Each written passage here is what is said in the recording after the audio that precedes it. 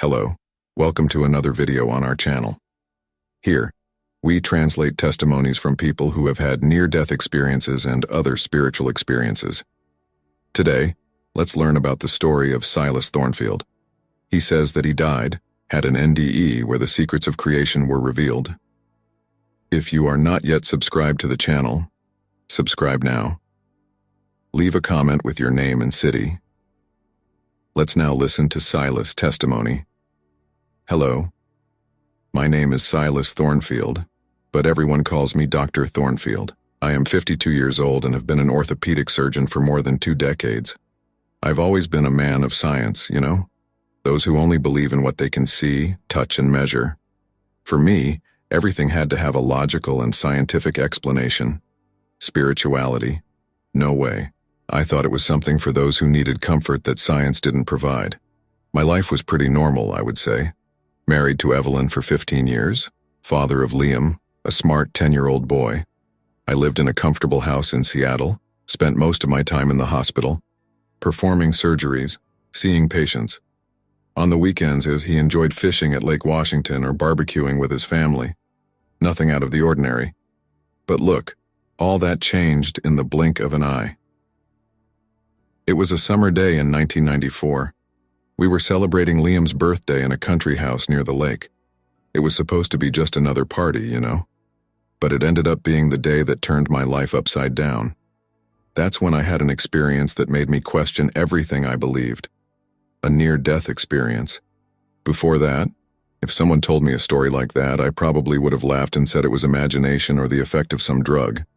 But after what happened to me, well, let's just say that now I see things very differently.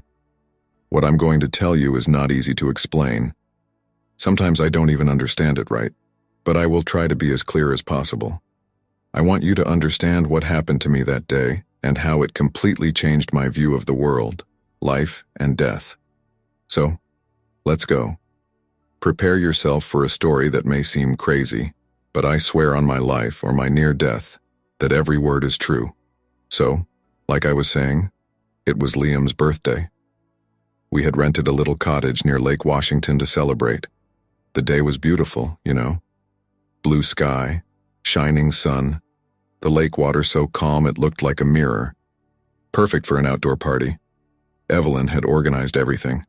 There was cake, barbecue, games for children, music. Liam's little friends were all there, running and screaming around the garden. It was quite a scene, you know, the kind that you look at and think, yeah, life is good. I was having fun, of course, but I was also a little worried. I had an important surgery scheduled for the following week, and I needed to confirm some details. You know how it is, right? Doctor never completely shuts down. So, I decided to make a quick call to the hospital, but the cell phone didn't work properly there. It was 1994, remember? Cell phones weren't like that. Then, I remembered that I had seen a payphone a little further away from the house. I told Evelyn I was going to make a quick call and walked away. The phone was in a somewhat isolated area. You know, there were some trees around it. It gave a feeling of privacy. I thought it was great, because I could talk without the noise of the party. Little did I know that this privacy was going to end up being a huge problem. As I walked there, I started to notice that the weather was changing. The sky, which was so blue, started to turn gray. But you know what Seattle is like, right? Time changes at a speed. I didn't pay much attention. I got to the phone and started dialing. That's when things started to get weird. Out of nowhere, the wind started to blow hard. The leaves on the trees made a loud noise. I was trying to hear what the secretary on the other end of the line was saying, but it was difficult. Suddenly, I heard a noise. You know that sound we hear in movies when something bad is about to happen? Well, it was exactly like that. Thunder so loud it sounded like the sky was cracking. I looked up and saw the black sky, full of heavy clouds. The storm had arrived, and it arrived with everything. I thought about hanging up the phone and running back home. But then, well, then it happened. An immense flash, a deafening noise, and pain. A pain I had never felt before. It was like every cell in my body was on fire at the same time. The lightning had hit the phone, and well, I was holding the phone. At that moment, I didn't know it, but my life had just changed forever. The storm hadn't just brought rain and thunder. She had brought an experience that would turn everything I believed about life, death, and what comes after upside down. Look, I've operated on a lot of people in my life. I have seen many types of injuries, but nothing, absolutely nothing, compares to what I felt when that lightning hit me. It was as if every nerve in my body had been ignited at once. The pain was so intense that I couldn't even scream. I felt my body being thrown backwards. I flew a few meters, I think. It's hard to say for sure because it all happened so quickly. I hit the ground hard. The impact was so great that I felt as if every bone in my body had broken at the same time. For a moment, everything went black. You know that total darkness and without even a hint of a light? That's what I saw. Or rather, I didn't see it. At that moment, I thought, that's it. I'm dead. And honestly, a part of me was actually relieved. At least the pain had stopped, right? But then, something strange happened. The darkness began to dissipate. It wasn't like opening your eyes, you know? It was more as if the darkness itself was receding. And then, then I saw myself. That's right. I saw my own body lying on the floor, all crooked, with my clothes singed. It was the most bizarre thing I've ever experienced. It was like I was floating above myself. I could see everything around me with incredible clarity. I saw people from the party running towards me, Evelyn in front, shouting my name. Her face, my God, I'll never forget it. It was pure terror. Liam was right behind, crying. I wanted to shout to them that I was fine, that they didn't need to worry, but my voice wouldn't come out. It was at that moment that the penny dropped. I wasn't well. I was dead, or at least my body was. Because my conscience, or soul, or whatever it was there, observing everything. The strangest thing is that I wasn't afraid. You know that feeling of calm we get sometimes, when everything seems to be in the right place. That's how I felt. As if, for the first time in my life, I was truly at peace. Meanwhile, down below, it was total chaos. Someone had started doing cardiac massage on my body. Another shouted asking to call an ambulance. Evelyn held my hand, begging me to wake up. I wanted to tell her that everything was okay, that I had never felt so alive. But he couldn't. I was trapped in that state, between life and death, watching the despair of the people I loved without being able to do anything to comfort them. It was a strange feeling, you know, seeing all that suffering, but at the same time feeling such deep peace. Like I knew that no matter what happened, everything would be okay in the end. And that's when things got even stranger. Because as I watched that scene, something began to change. I started to change. And what happened next? Well, it changed everything I thought I knew about life and death. So there I was, floating above my own body, watching everyone panic below. It was then that I realized that something strange was happening to me, or rather, with the I that was floating. I started to feel a kind of tingling. Do you know when your foot goes numb and then circulation returns? It was more or less like that, but for my entire being. And then, suddenly, I noticed that I no longer had hands, not even feet. In fact, he no longer had any body. Little by little, I became a ball of light. That's right, a sphere of pure energy. It was as if every particle of my being had transformed into light. And it wasn't just any light, you know? It was a living, pulsating light. I could feel her vibrating. The crazy thing is that I was still me. I still had my thoughts, my memories. But now I was everything. I could feel every little thing around me. The air, the trees, even the people. It was as if I was part of everything and everything was part of me. And then, out of nowhere, I felt a pull, as if something was calling me. It wasn't a physical force, it was more like an invitation, and I knew I had to accept it. I started to move. Not walking, of course. I kind of floated. Did it slide? It's difficult to explain. I passed through the walls of the country house as if they didn't even exist. I saw Evelyn running to the phone, probably calling the ambulance. I saw Liam sitting in the corner, crying softly. I wanted to stay. I wanted to comfort them, tell them everything was okay. But something inside me knew I needed to go, that my journey didn't end there. As I walked away, I had a strange feeling, like I knew deep down that they were going to be okay, that my physical presence was no longer necessary. It was kind of sad, but at the same time, liberating. And then, it happened. The world around me began to change.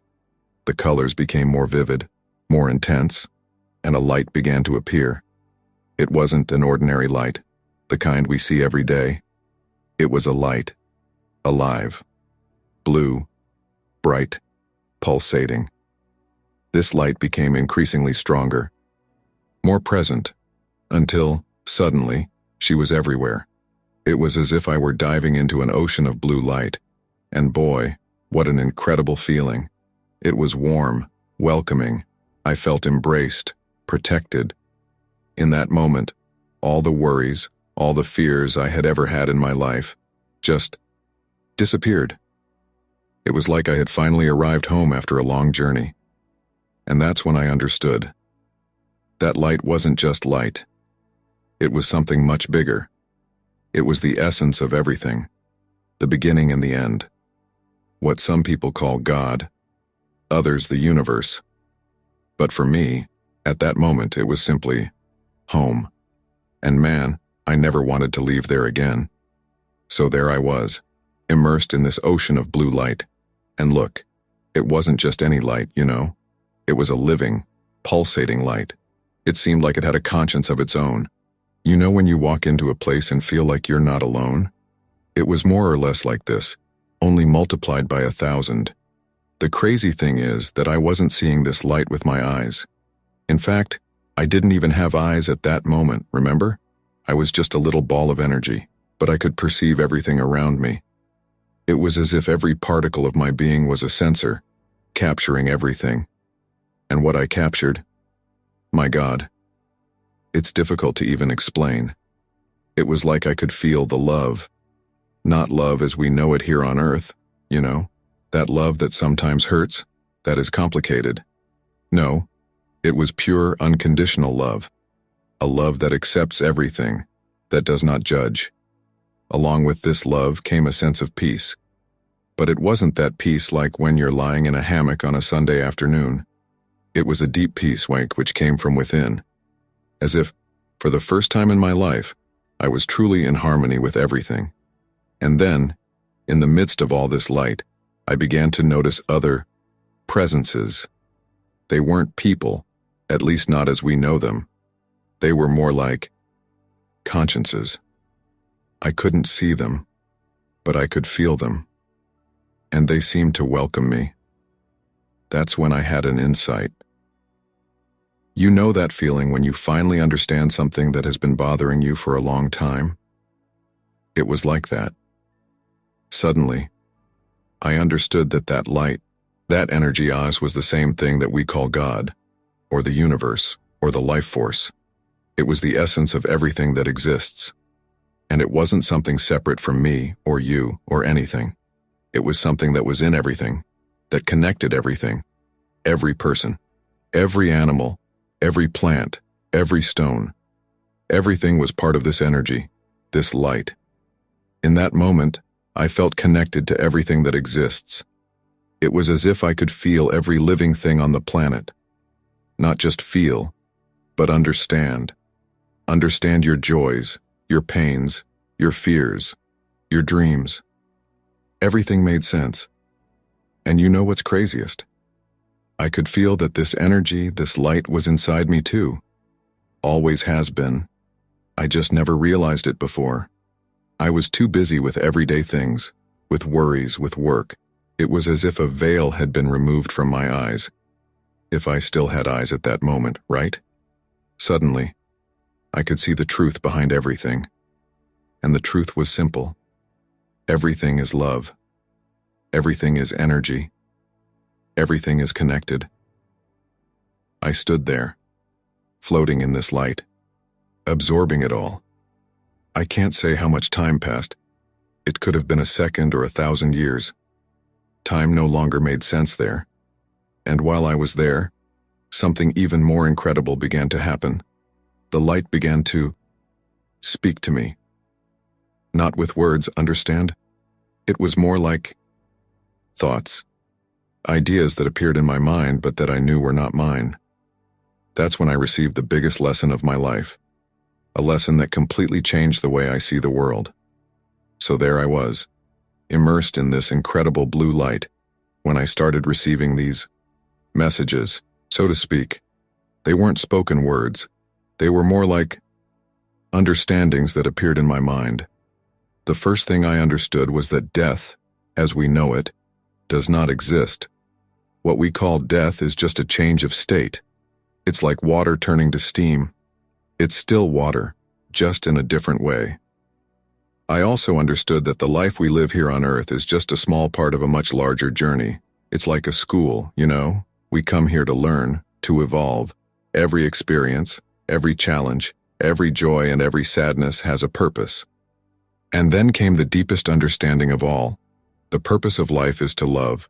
Not romantic love, although that is important too, but universal love. Love for everything that exists. Because, deep down, everything is one thing. I understood that each person we meet in life is a reflection of ourselves. That when we judge someone, we are actually judging a part of ourselves that we don't want to recognize. And that when we love someone, we are loving ourselves and everything that exists. I realized that all religions, gosh, deep down, talk about the same thing. They just use different words. They all point to this energy, this light, this universal love that connects everything. And you know what's craziest? I understood that we don't need to die to experience all of this. This light, this love, this connection with everything, is available to us all the time. But we get so caught up in everyday things that we forget to pay attention. I learned that our every thought, every word, every action has an impact on the entire universe. Because everything is connected, it's like throwing a pebble into a lake. The waves spread and affect the entire water. I understood that fear, hatred, anger are just the absence of love. They are like darkness, which is just the absence of light, and that we can choose, at every moment, to bring more light to the world. I realized that time, as we know it, is an illusion. That past, present, and future all happen at the same time, and that we have the power to shape our reality with our thoughts and actions. It was a flood of information, you know? As if all the knowledge in the universe had been poured into my mind at once. It was overwhelming, but at the same time, it made perfect sense. And in the midst of it all, I felt at peace, completely at peace. Because I knew that no matter what happened, everything was exactly as it should be. Everything was part of a bigger plan, a perfect cosmic dance. I wanted to stay there forever, you know? Absorbing all this knowledge, this peace, this love. But then, in the midst of all this peace and understanding, I felt a tug. It was as if someone had tied a rope around my waist and was pulling me back. At first, I tried to resist. I didn't want to go back. It was so good there, so perfect. Why did I have to go back to all those complications of earthly life? But then I realized I had no choice. My time had not yet come. I had more things to do, more lessons to learn and teach. And man, the comeback was tough.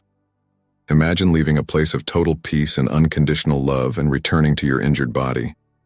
It was like being thrown into a bucket of ice water. The pain came back with a vengeance. Every nerve in my body felt like it was screaming. I opened my eyes and the daylight seemed too blinding. The sounds were too loud. Everything was too intense. I saw Evelyn's face above me, full of tears. I heard the voices of the paramedics. Someone shouted, "He's back!"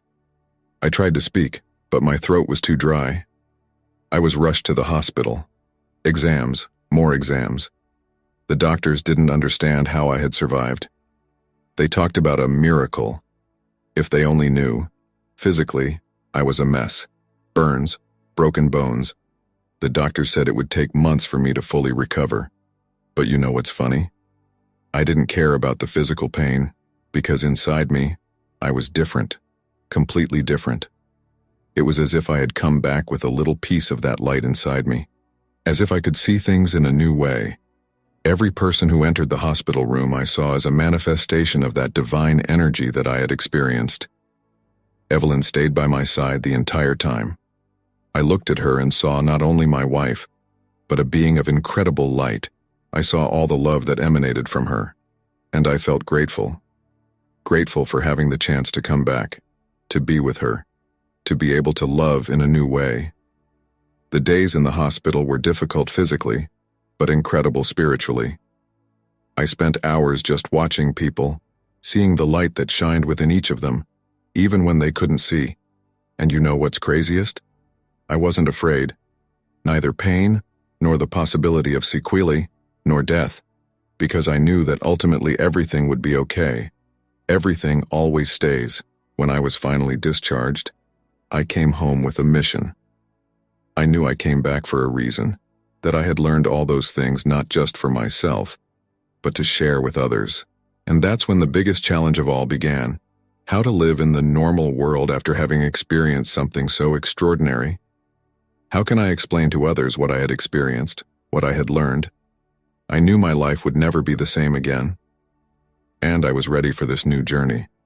Returning to your routine after an experience like this is not easy, you know? It's like, imagine that you've spent your whole life seeing in black and white, and suddenly you see color. How do you explain colors to someone who only sees black and white? But I tried. I started slowly, you know? First with Evelyn and Liam. I told them everything that had happened, everything I had seen and felt. Evelyn, poor thing, at first thought it was the effect of the medication. Liam, well, children are more open to these things, right? He believed every word. Little by little, I went back to work. And boy, what a difference. Before, I saw patients just as bodies to fix. Now, I saw each of them as a being of incredible light. Even the most difficult, the most grumpy ones. I could see beyond the illness, beyond the bad mood. I could see the divine essence in each one. And you know what's craziest? I started to have better results in surgeries. It was like I could feel exactly what each body needed. Like I have a deeper connection with patients. But not everything was rosy, you know? I had a lot of colleagues who thought I was crazy. That the lightning had fried my neurons or something. Some even suggested that I see a psychiatrist. At first, this bothered me. I wanted everyone to understand, for everyone to see what I had seen. But then I remembered one of the lessons I learned on the other side. Everyone has their own path, their own time. So instead of trying to convince everyone, I decided to simply live what I had learned. Be more compassionate, more present. Treat each person as the divine being they are, even if they themselves don't know it. And you know what? It worked. People started to notice the difference. Patients said they felt calmer just being near me. Co-workers started looking for me to vent, to ask for advice. At home, things have also changed. I started to value simple moments more. A family dinner, a chat with Liam before bed. Every moment was precious. Every moment was an opportunity to feel and spread that love that I had experienced. I started meditating every day, trying to reconnect with that energy I had felt. And you know what? It worked. It wasn't as intense as it had been during the near-death experience, but I could feel that peace, that love. Little by little, I found a balance between the normal world and this new reality that I had discovered, between being a respected doctor and a guy who had seen the other side. And you know what's coolest? I realized that I didn't need to choose between one and the other, that I could be both, even if it was one person at a time. And man, what an incredible journey this has been. So as I was saying, my professional life changed completely after this experience. And look, it wasn't easy at first, you know? Just imagine, Me, a respected surgeon, suddenly starting to talk about energy, spiritual connection, universal love.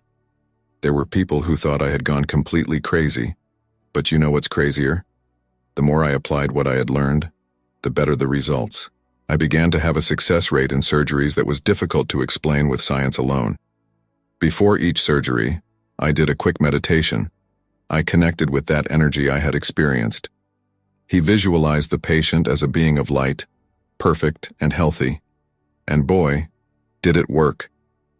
There was a case that really impacted me. She was a 12-year-old girl with a tumor on her spine. All the other doctors had said it was inoperable, that she would probably be paraplegic. But when I looked at her, I didn't see illness. I saw light. I saw healing potential. I spent hours studying the case, meditating, preparing myself spiritually. When the day of surgery arrived, I was completely on the same page. It was the hardest operation I've ever had, but also the most incredible. And do you know what happened? The girl not only survived, but also regained all her movement. The other doctors called it a miracle. I knew it was more than that. It was the result of uniting science with something bigger, something that most people still don't understand. I began giving talks about my experience and how it had changed my approach to medicine. In the beginning, it was just for small groups. But the news spread. Soon, I was speaking at major medical conferences. Of course, there was a lot of skepticism. Many colleagues thought I had lost my mind. But you know what's interesting? There was always someone who came to talk to me afterwards, in private, doctors, nurses, who had gone through similar experiences, but had never had the courage to speak out. I realized I had opened a door, that it was creating a space to discuss something that traditional medicine has always ignored, the spiritual side of healing. I began incorporating meditation and visualization practices into my patients' pre- and post-operative phases. The results were surprising. Patients recovered faster and had fewer complications. Some colleagues began to be interested in my approach. I started teaching, training other doctors, not only in surgical techniques, but in how to truly connect with patients, how to see beyond the disease. And you know what's most incredible? This started to spread. Other hospitals started calling me to implement similar programs. I became a kind of spiritual doctor, which is kind of funny if you think that before I was the most skeptical guy in the world. But not everything was rosy, you know. There was a lot of resistance too. There were a lot of people from the old guard of medicine who thought I was distorting the profession. I was even called to some disciplinary hearings at the medical council. But do you know what kept me going? The results. Patients who were, miraculously, cured. The families who came to thank me, not only for the physical healing, but for bringing peace and understanding in a difficult time. And then I realized something. My mission went beyond healing bodies. It was about healing souls, too. About bringing some of that light that I had experienced to the world of medicine. I began writing books about my experience and how it had changed my medical practice. At first, I thought no one would want to publish it. But to my surprise, there was a publisher lining up. The books became bestsellers. Suddenly, I was being invited to TV shows, podcasts, international lectures. It was crazy. But you know what's crazier? In the midst of all this fame and recognition, what made me happiest was seeing the change happening, seeing other doctors starting to open their minds to a more holistic approach, see patients feeling more empowered in their healing process. Of course, there is still a lot of skepticism, a lot of resistance, and that's okay. I understand. After all, if someone had told me all this before my experience, I probably would have laughed in their face. But more and more, I see medicine opening up to this idea that we are more than our physical bodies, that true healing involves body, mind, and spirit. And you know what? This gives me hope. Hope that, little by little, we are evolving, not only in medicine, but as a society. That we are starting to understand that we are all connected, that we are all part of something bigger. And if my near-death experience served to help in this process, well, I think it was worth taking that lightning, right? 10. Final reflections. Well, it's been 30 years since that day at the lake. 30 years since lightning completely changed my life. And boy, what a journey it has been. Looking back, sometimes I can't believe everything that happened. How did I, a skeptical doctor who only believed in what he could see and measure, end up becoming this guy who talks about energy, universal love, connection with the divine? But you know what's crazier? I haven't changed that much. Deep down, I'm still the same Silas. But now, it's like I have a broader view, as if I could see the whole picture, not just the details. Medicine continues to be my passion. I still do surgeries. I still treat patients. But now, every appointment, every surgery, is an opportunity to bring a little of that light that I experienced into the world. And do you know what I've learned all these years? That we don't need to have a near-death experience to understand these things. The truth is there, available to everyone. But we are so busy, so distracted by everyday things, that we forget to pay attention. Each person we meet is an opportunity for connection, for love. Every challenge is a chance for growth. Every moment is precious. It is unique. I still think a lot about that blue light, that feeling of unconditional love. And you know what? I feel it every day. Not as intense as at that moment, of course. But she's there. In the smile of a patient who recovered. In Liam's embrace, who is already a man now, can you believe it? In Evelyn's eyes, who is still by my side after all these years. If there's one thing I wish everyone understood, it's this. Death is not the end. It's just a transition. We continue. Consciousness continues. The love continues. And what about life? Life is an incredible opportunity to experience, to learn, to love. Every moment is a gift. Even the difficult times, the challenges, the losses. Everything is part of a bigger plan, a journey of evolution. A lot of people ask me if I'm afraid of dying now, and the answer is no. I don't have. Because I know that when the time comes, it will just be like coming home after a long trip. But until that day arrives, I'm here, living each day as if it were the last and the first, trying to be a little better, love a little more, help a little more. And you know what? Sometimes I catch myself thinking, did all this really happen? Was it just a hallucination caused by the shock of lightning? But then I look at my life, at the changes that happened, at the people who were impacted, and I know it was real. More real than anything else I've ever experienced.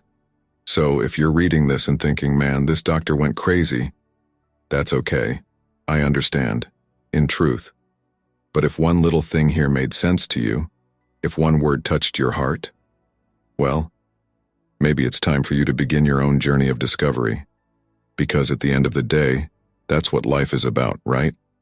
To discover who we really are, to remember where we came from and where we are going.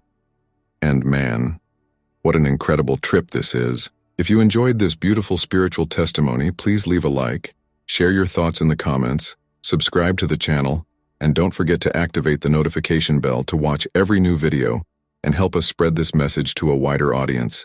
See you next time.